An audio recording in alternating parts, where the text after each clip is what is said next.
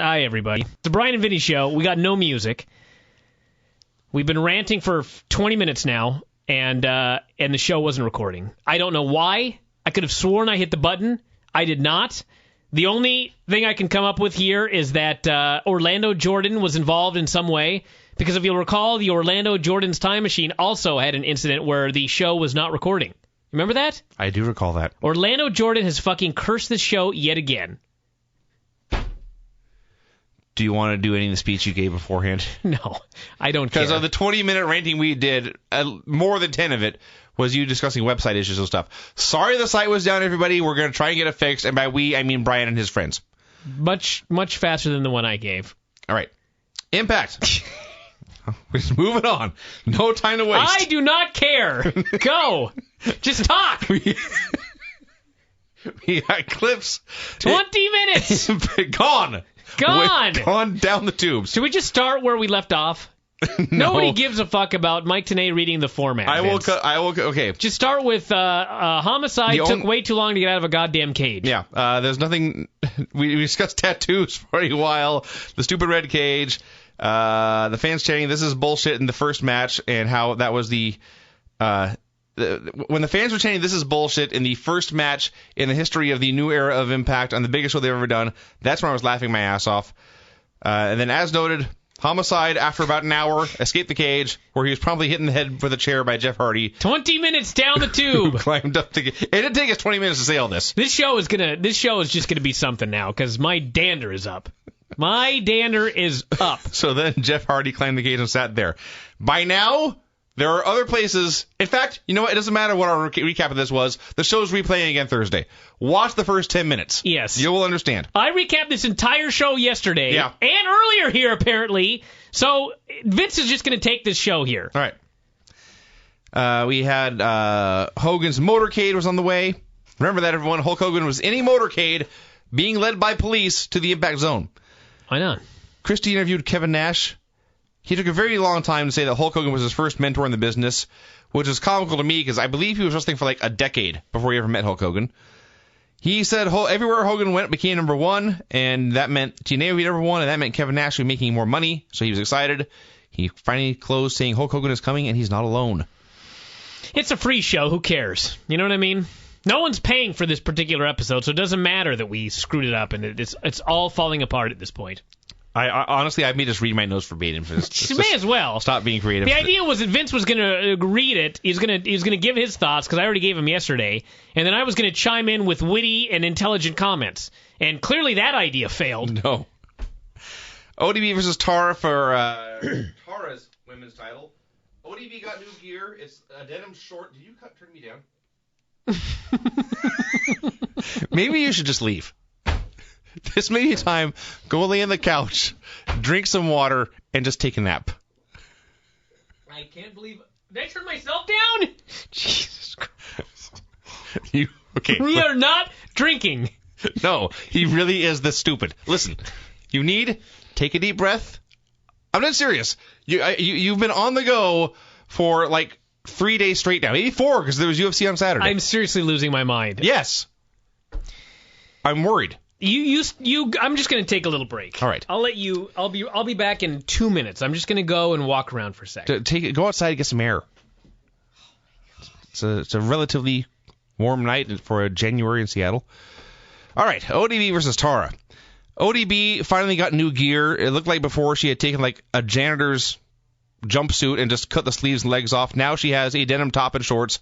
It's a vast improvement. They had a short match, but for the most part was pretty good. Probably Tara's best match in her TNA career. We've been hard on her before, and this is pretty good. The finish was high comedy, because you see ODB did a schoolgirl. She cradled Tara, and then she grabbed the tights, revealing some of Tara's ass crack, and she got the pin. Now, I know this because we were told she had the pin, and the rough count of 3, we saw the fans cheering and ODB celebrating with a belt. We did not see this. For those of you... I'm sorry, I was distracted. Remember about 3 years ago, Bryan promised something that if something happened, he would do a little dance. He just went outside the window, and he delivered. You missed it. I'm sorry.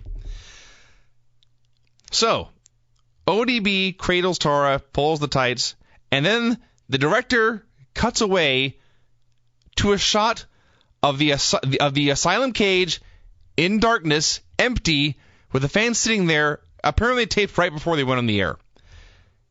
And then they cut back, and ODB had won the belt. And as we mentioned 20 minutes ago, in 20 minutes of radio that was erased and not saved, in the first match, because of the stupid disqualification in the 8-man steel cage match, the fans were chanting, "This is bullshit," only the chant was bleeped. So we got, "This is bull," silence, over and over and over again. And then here, we saw some butt crack from Tara, and the director immediately cut away again. Now, it could be my imagination, but I don't think any of this would have happened when Impact was on Thursdays. It seems like they could get away with this stuff, and there would not be this wacky censoring. So there's two theories that I have here. First, they hired a new director for this show who had never seen the product before and had no idea what to expect, and they gave him no notice of what they were doing, so he had no idea what to do. Or, and this is my favorite, they figured that since people may be watching this show, which they usually don't, they had better crack down on the obscenity and accidental nudity. That's my theory. They decided this show would be watched, and they had better cut down on this kind of thing, whereas on normal Thursdays, they don't have to worry because nobody's watching anyway. So Tara has just been pinned with an illegal hold, and she has lost her women's title. So she immediately jumps to her feet, lays ODB out with a widow's peak, and then put the spider on her, and then grabbed the title and held it up, making ODB's win completely irrelevant, making the title switch completely irrelevant. The whole thing was very stupid. I was begging for Hulk Hogan to arrive at this point. Desperate for the Hulk to show up and save the show. I showed up to save the show! Did you drink while you were gone? That was some dance you did.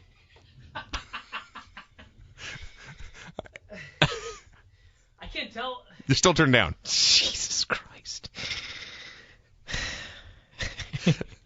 I just don't know. It's Christmas in January. I am sober. I have not taken any gizmos. I have nothing. I'm teetering on the edge right now, but I'm going to be all right.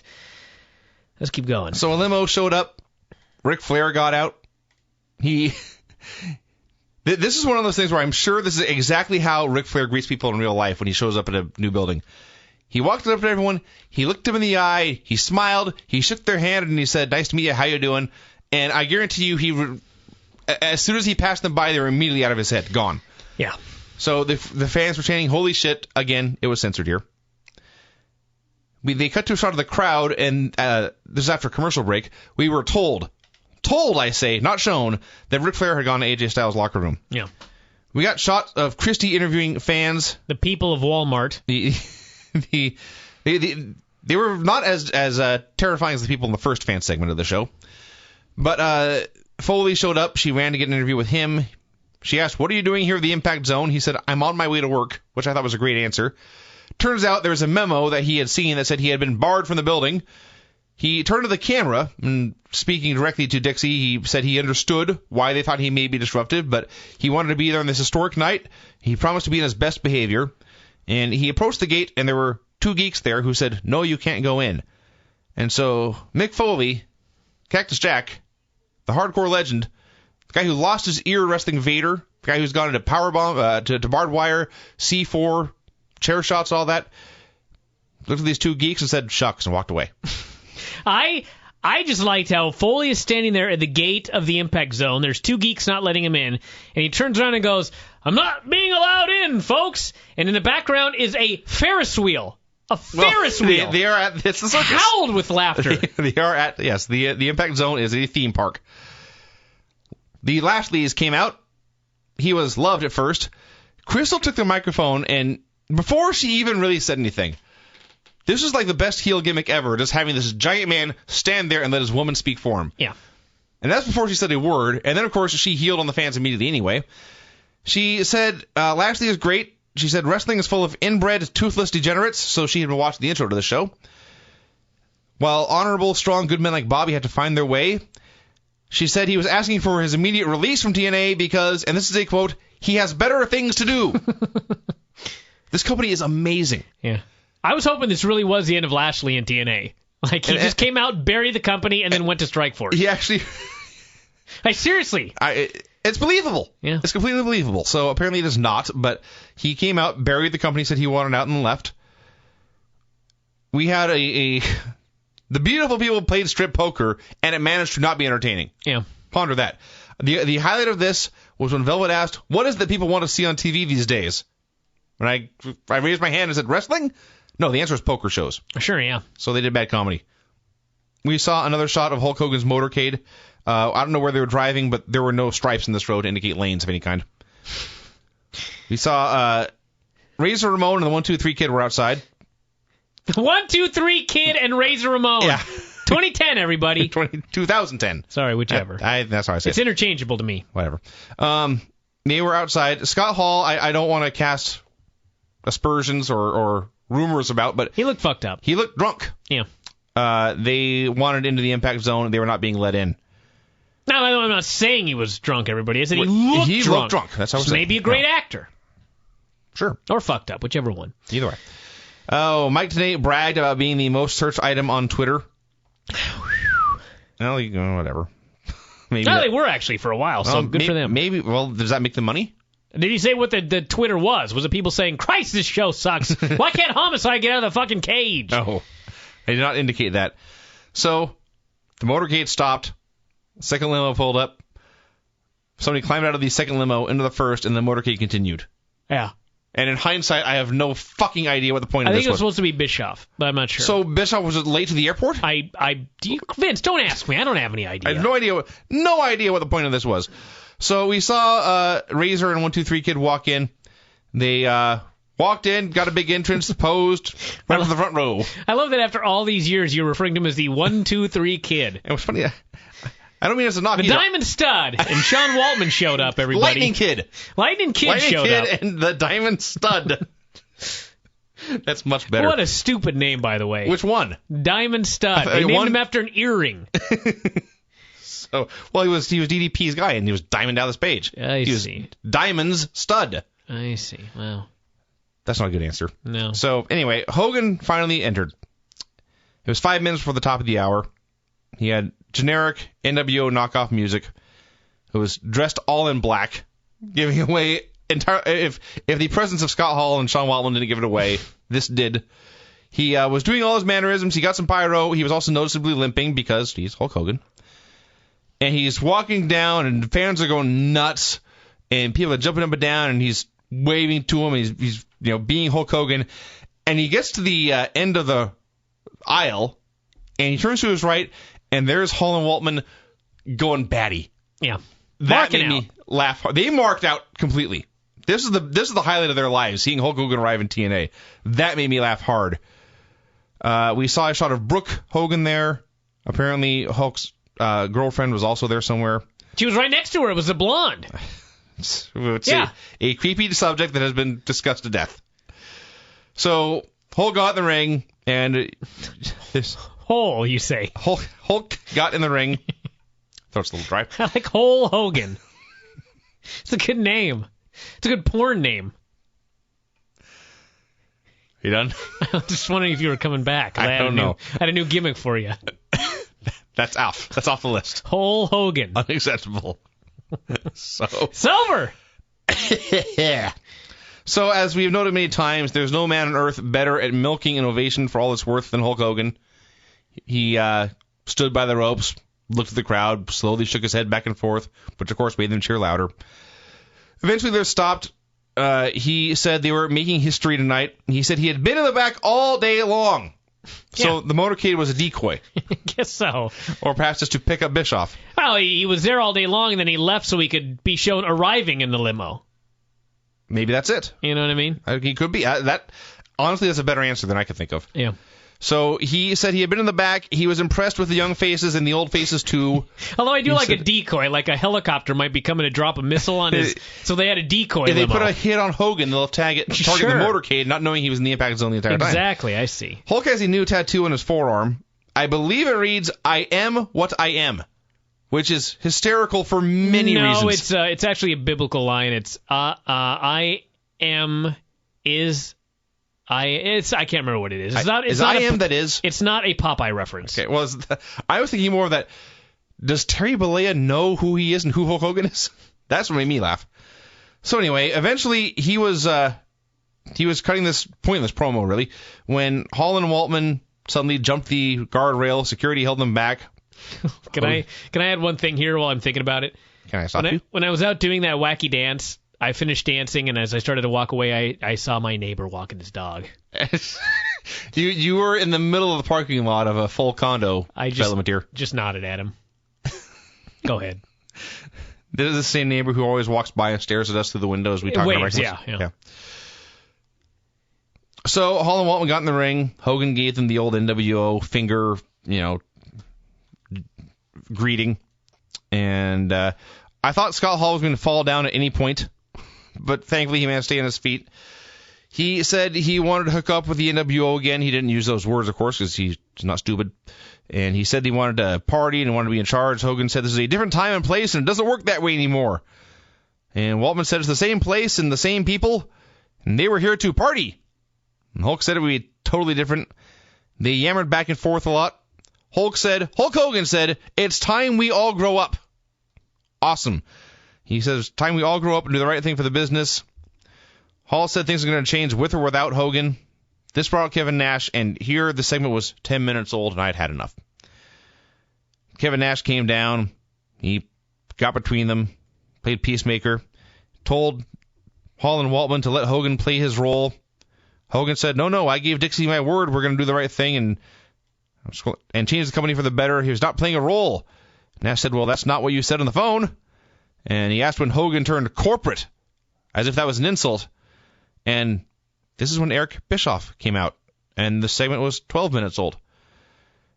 Bischoff came out. He talked about beating WWE back in the day. His exact words were, they took the 800-pound gorilla, put it into a cage, turned it into a monkey, put it into a cage, and spanked it. He was bragging about spanking a monkey. Not making that up. Cut to a shot of Dixie, no expression on her face, shaking her head. This same shot, they showed her over and over throughout the show. It may have been file footage, just the same shot of her shaking her head 800 times. So Eric said he sided with Hogan, saying that things are going to be different, said everybody has to earn their position within this company. And it hit me here that Hogan and Bischoff were standing there talking about how it's time to make room for the young guys and give everyone a chance to earn their position in this segment where they were eating up more than a quarter of an hour that could have gone to young guys who had giving them a chance to shine. So Nash said he heard them loud and clear. They bailed. Things were not done. Hulk and Eric talked about how great TNA was for a while. Eric said everyone's under a microscope. They cut back to the file footage of Dixie shaking her head. Hulk vowed to be the #1 sports entertainment company. Dixie clapped. That was the second shot. Here is where Eric demanded the format from the producer. It took them several seconds for them to locate this format. I was hoping, praying, that the incident would be that Eric would demand the format, only to find out there was not one. And no one had any idea what was going on in this company. I liked it better when they had a 65-page format. Is that what we had that one time? And that's what it seemed like he did. He goes, where's the format? And they bring out this big fucking Bible-sized thing. Well, have you seen how many segments are on this show? I believe that. It's 3 hours. So, yeah, he tore up the format. He handed SoCal Val a new one. Hulk said that if you can't talk, you can't wrestle, you should head north. You know, in films, it's 1 page per minute on average. I believe that. So that's 180 pages for an Impact script, which may be realistic. They cut to a shot of Sting in the rafters. This segment finally ended. It went 18 excruciating minutes. This segment was longer than Raw, and by itself explains why they needed a third hour. So, to this point, we had seen the shit with the fans, the shit with the 8-man cage, a bunch of people arriving and being barred, and then this 18-minute gab fest, and I was bleeding from the eyes, just in misery watching the show. Actually, that was all right. Let me say one thing here. I gave a big speech earlier about why I didn't hate Impact. Maybe I'll give it again later after it's been out of my system for a while. But I will say this, that I mentioned this on the show with Dave either this afternoon or last night. The days are all running together here. But this show, the goal of this show was to do a big rating. The goal of this show was to do a really big rating and get Monday nights live. That's what they want to do. Spike wanted 1.5 million viewers. They ended up doing 2.2 million. Now, as much as you hated that segment did a 1.8. It was the highest rated segment. It was the highest rated segment on the show. Highest rated segment on the entire show. And keep in mind, this was going head-to-head with Brett versus Sean. So, to be fair, and I am always fair despite what people think when I talk about Impact, you cannot complain about this segment at all. Because this segment... I can. No, this segment... I can complain about it. I can say it accomplished its goal. It did exactly what it was set out to do. All right, fine. But I still hated it. The point is that this segment set out exactly what it was supposed to do. It accomplished exactly what it was supposed to do. And thus, I cannot find fault in it. They were out there to pop a giant rating. They were doing it head-to-head with Brett and Sean, for Christ's sake. It should have done horribly. But it did really well. And most likely, based on the viewing patterns, it took viewers away from Brett and Sean. Because when the segment was over, everybody switched to Raw. So...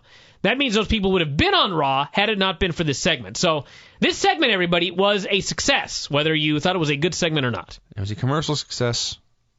It pissed me off.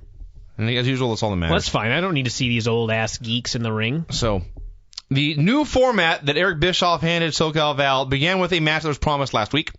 It was the women's tag match, Kong and Hamada versus Sarita and Taylor. During the match, they cut backstage where the machine guns had been killed. And there was a great spot here where Awesome Kong had Sarita Sarita was going for a crucifix on Kong, and then Taylor charged her, and Kong just kicked Taylor and then dropped Sarita to the mat, and it was awesome. And the faces hit big crisscross dives, and after that 18-minute talking segment, we got 2 minutes of wrestling, and they went to a commercial. Yeah. I was furious. They came back, everything was going fine, there was a four-way spot that went kind of awry.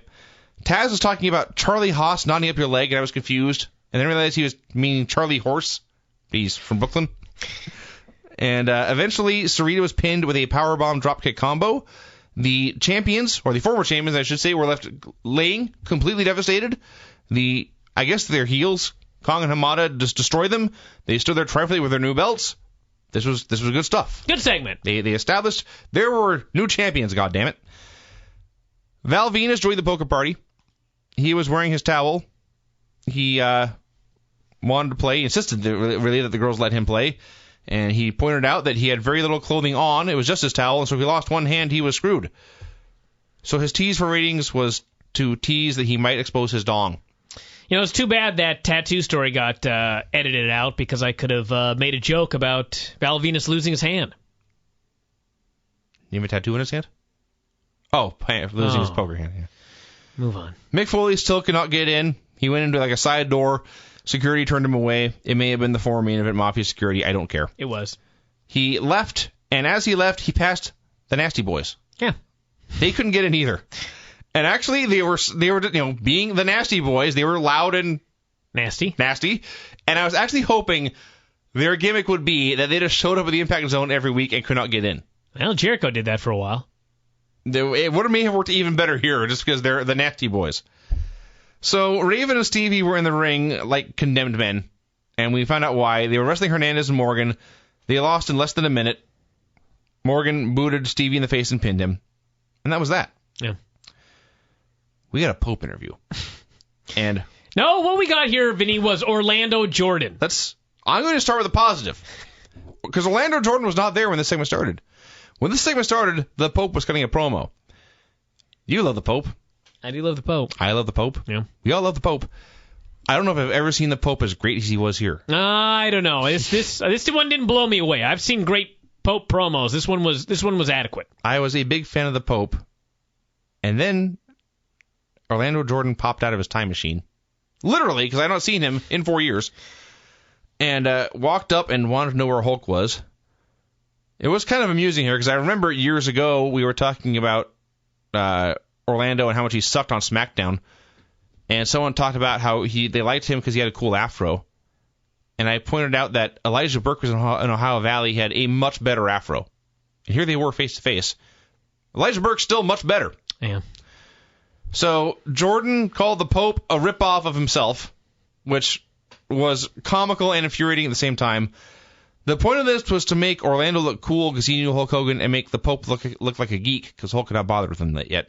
So this is distressing on many, many, many levels. And then Jordan walked away and Pope said something. And then he pinned Desmond Wolfe in 3 minutes. Sucks to be Desmond. Sucks to be the Pope. Well, Sucks at least to be Desmond. Well, no, it really doesn't. I mean, it sucked to be him because he went from feuding with Kurt Angle to jobbing to the Pope. But at least he was like dominating the match before he got pinned with a small package. In 3 minutes. This was not a Raven and Stevie type of deal. That's true. That's true, but it still doesn't bode well for him, I'll say that. Then what can you do?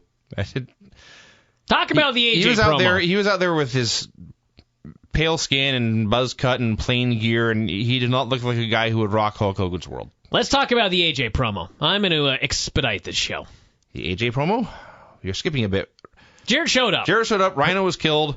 Bubba the Love Sponge was so concerned about Rhino's death that he had to grab the microphone from Borash and shove him out of the way. I did not even know Rhino was killed. Rhino was killed. Well, who cares? Taz and Tenay killed an hour or so talking about nothing.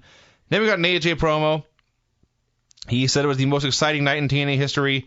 He touched on his pay-per-view match with Angle in 2 weeks. He said he would find out who was best at Genesis. Bischoff walked in, said this is the great AJ Styles. This is the TNA World Champion. And to make a long story short, he canceled the pay-per-view main event and said it would take place tonight instead. And AJ thought this was great news. Yeah. Because, of course, he learned booking under Vince Russo. I don't know. Jeff Jarrett came out to the ring, started talking about TNA, slammed the critics who said they wouldn't last 6 months. That's me, everybody. Tried to get... would have been best if he had named you. That fucker, Bryan. He said he tried to get Hogan in for years. He emphasized Monday night how it was the most important night of wrestling.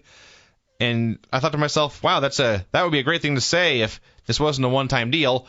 And then my world stopped. Yeah. When it hit me for the first time, maybe it's not a one-time deal. Yeah. So the most rewarding thing he had done was give the young guys a chance. Like he named Beer Money, the Machine Guns, Daniels, Joe, and AJ. And they repeatedly cut to Dixie, and she was sitting there looking pretty and not moving like a mannequin. Yeah. Jared talked about how great TNA was for a long time. She's going to be one of the top stars on the show, too. Think about that. Better than Stephanie. Oh, I don't know, actually. So I predict she'll be better than Stephanie. So, I think you'll be surprised. So in Hogan, in what way, though? Seriously. I've never wanted to punch Dixie. Well, then she's not doing her job. I suppose so.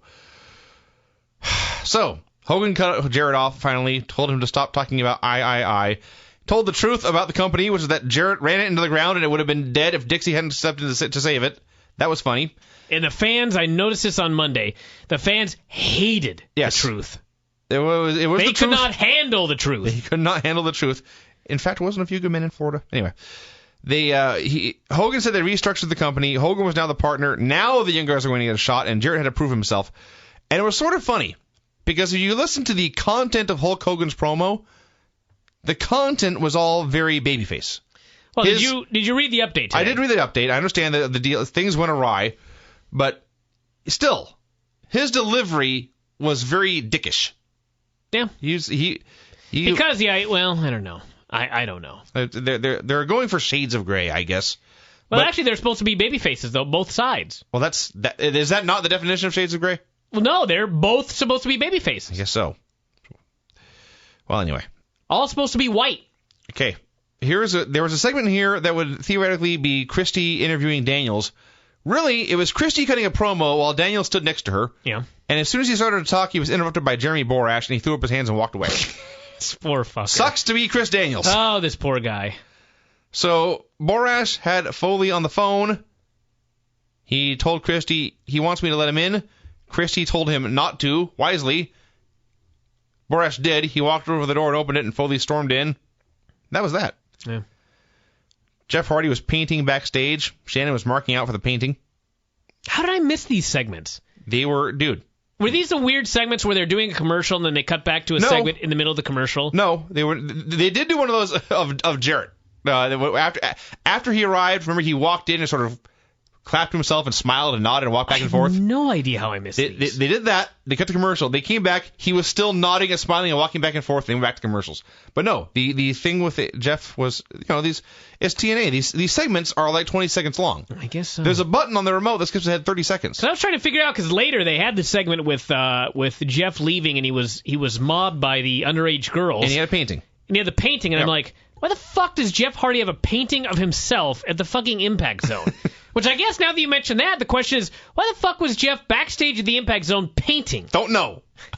I really don't know if we've answered that question any better. Because he's Jeff Hardy, but seriously, someone explain this to me. Yeah, but for those of you who wonder why we missed stuff on Impact, this is why. There's a button on the remote that skips ahead 30 seconds. So if there's a segment that's less than 30 seconds long, and it happens to fall in the middle of that 30 seconds we jump, we miss it. And that's not our fault. It's TNA's fault for making segments less than 30 seconds long. So we got Abyss versus Samoa Joe. We were told it was their first match ever. It did not feel special in any way. Joe has lost some weight.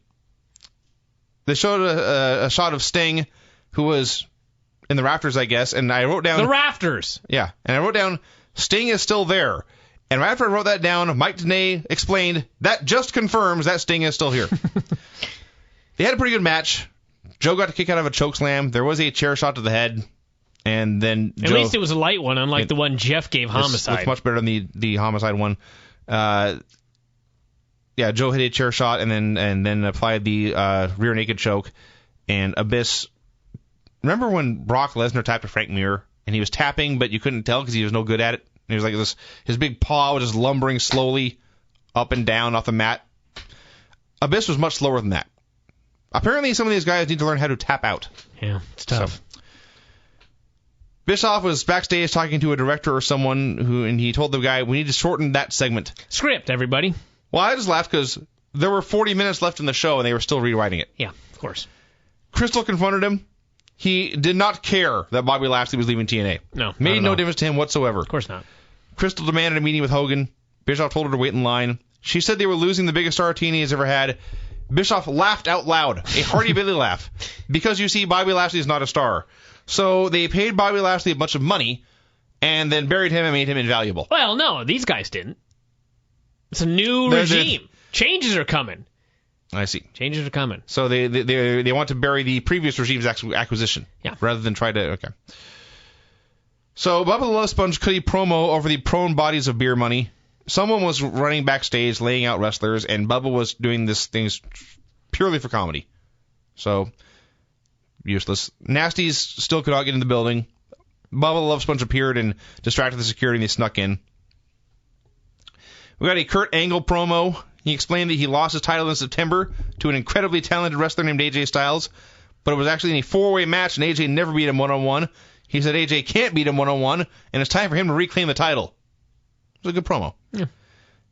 This is the wacky Jeff and Shannon segment. Oh, my God. Where they had envelopes. Shannon said, this is what we came for. Jeff says, maybe. Maybe. Well, all I can think there is... Maybe. Do I have two thoughts? One, Shannon needs a job much more than Jeff. That's true. Two, Jeff may not be available for employment soon regardless. Well, yeah. So I can see why Shannon would be more excited about this than Jeff. So then 3 girls came screaming up to Jeff. He gave them his painting. He got into his cool yellow car, and he left. That was Jeff Hardy's return to TNA. Yeah. Boy, did they drop the ball on that guy. Although, maybe not. Maybe not. We honestly, shall see. Yeah, he did get indicted. All right, let's keep the show moving. The Nasty Boys stole 3D's locker room. They turned down donuts and demanded beer, pizza, and wings. They spray painted the wall. They were censored a lot. Then we got AJ Styles and Kurt Angle. Generally, this match was awesome. There was another human being running in the middle. Well, I shouldn't say in the middle. It was at least early in the match. And he ran in and attacked AJ. The ref somehow missed this. So Kurt Angle beat him up, sent him packing, and then they just kept wrestling. Yeah. And they couldn't have done this like during AJ's entrance. No, of course not. Before the bell rang. No, had to be during the match. Had to be in the match. So the other critique I have seen in this match, which is fair, is that they worked it in more of a Japanese style in that they both hit their finishers repeatedly and kept kicking out of them. And I can see how for some people that would they'd hate that. I don't need to see it every week, but I thought for this one time it worked great. I think these two guys have their finishers established enough that it's okay that Kurt Angle kicked out of 5 Styles clashes or whatever it was. And by the end, AJ hit one and didn't even make a cover. He hit the Springboard 450 and won. So there was a chant of who needs Brett during this match. Yeah. People were jumping up and down at points. There was 24 minutes left in the show when they started. They didn't use all 24 minutes, but they were close, 18, 20, somewhere in there. And Ric Flair, this is the other critique. Towards the finish, they're doing all these near falls. People are going crazy. Ric Flair ambles out. Yep. Stands there. Just stands at the ramp. So that distracts from, not just does that take away the fans who are in the building, does that distract them, but he didn't do this in a submission hold or after a big move when both guys were laying on the ground. There was shit going on. And Ric Flair walked out, and the camera cut to him, and we heard like a bump and the ref counting. We had no idea what was going on. So he stays out there for a while, and then, this is crazy, he leaves. He'd seen enough. He'd seen enough finishers being kicked out of. He may be in that group I was talking about. That may not have been his cup of tea. But they're doing shit in the ring, the crowd's going nuts, and then we get a shot up the ramp of a camera shaking back and forth. Yeah. The camera then turns to Flair, and he leaves. And so he distracted us from the match twice. And they had a commercial right near the end. And the best part about that was, Night TNA announced. Well, I've heard this. Go ahead. Night TNA announced they're going to stick with this as long as it goes. And then he threw it to commercial in the same sentence. What he was saying was that the show was not going to go off the air until the match was finished because they were coming up to the top of the end of the show. That's what he was saying. I am not. I heard a lot of people criticizing that one, but that's not what he was saying. So I had no problem with it. Well, I had a problem with the commercial, but not because of that's what he said. But all right, final segment. Go ahead. So AJ finally won, pinned Kurt clean. They had an embrace. Dixie was clapping. Her face had not changed. Hogan came out on the ramp. He said, "Those are the two greatest wrestlers in this business today." Said they had nothing but respect for Kurt, and AJ, you just raised the TNA bar to a whole nother level. And about that point, someone ran up and interrupted him, and he jogged backstage. Foley had found the strip poker room where no one was naked. Val told Foley... After 3 hours. Yeah, Val told Foley where to go to find Bischoff. Some close hands. Indeed. A lot of ties in the strip poker game. I remember in high school once... Oh, no. This story will not go where you're thinking. But I was playing cards with some girls, believe it or not, and another guy came up and said, "We should play strip poker." And the girl said, "What's that?" And the guy said, "Here, I'll show you." I thought, all right. And he told me, deal out a hand of cards to everyone. I dealt out a hand of cards to everyone, and he said, "All right, everyone put your cards down." And I had like 2 pair or something. And I had the high card, the high hand. And he looks at the hands and says, "All right, that guy won, so the 3 of us need to get naked." They didn't. It's a good line. Smooth operator, this kid. So, anyway, Val told Foley where to go to find Hogan. It turned out to be his old office, and Hogan was not there, but Bischoff was. Eric told him that he was no longer the executive shareholder. Apparently, they took his ownership of the company away, somehow. Bischoff told him to put his boots on and get in line with everyone else. Foley said he had vowed to never work for Eric Bischoff again, and since he was going to get fired anyway, he may as well knock Eric's teeth down his throat. Just then, the NWO ran in, beat up Foley for a while, until finally, Hogan finally arrived. The action stopped. Everyone turned to Hogan, and he had an indecisive look in his face, unclear, ambiguous. That's what we're looking for. He had an ambiguous look in his face, and the show ended.